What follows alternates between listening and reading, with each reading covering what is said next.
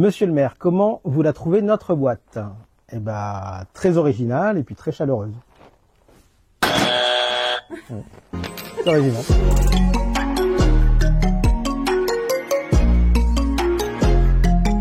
Pourquoi êtes-vous là aujourd'hui?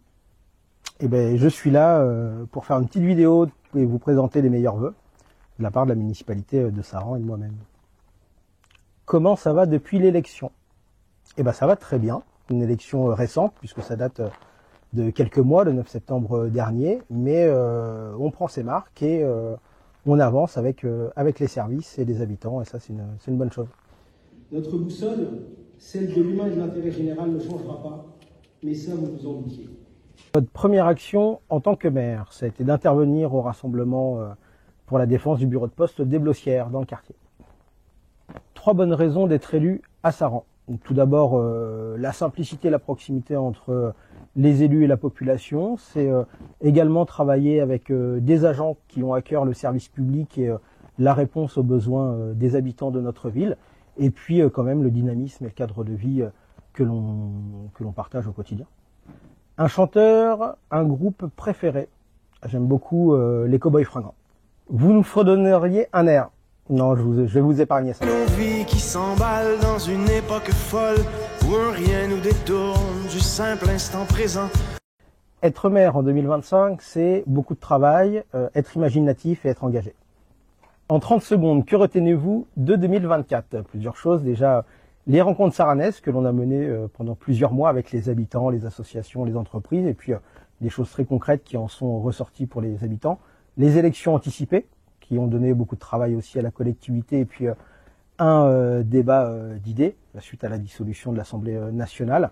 Les actions qu'on a continué de mener pour la paix, pour la défense des services publics, et puis en cette fin d'année, les nouvelles attaques du gouvernement, une nouvelle fois contre les collectivités, une nouvelle fois, voilà, les nouvelles attaques du gouvernement qui nous obligent à contraindre nos budgets.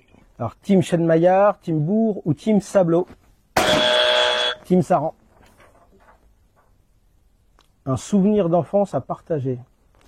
Oui, en plus c'est lié à la culture, donc c'est intéressant. C'est avec ma classe de maternelle et puis le chorégraphe Jean-Claude Galota, où on avait fait un projet de danse et on avait fait le Tour de France avec sa compagnie.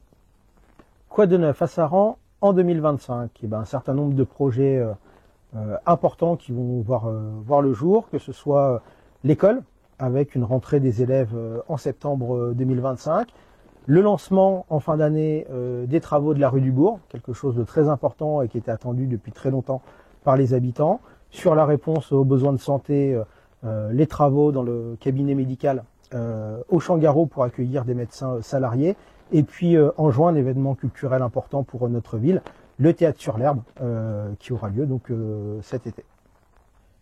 Une rencontre qui vous a marqué? Un débat avec Angela Davis cette année à l'Agora de l'Humanité. Merci à toutes et à tous et bonne année.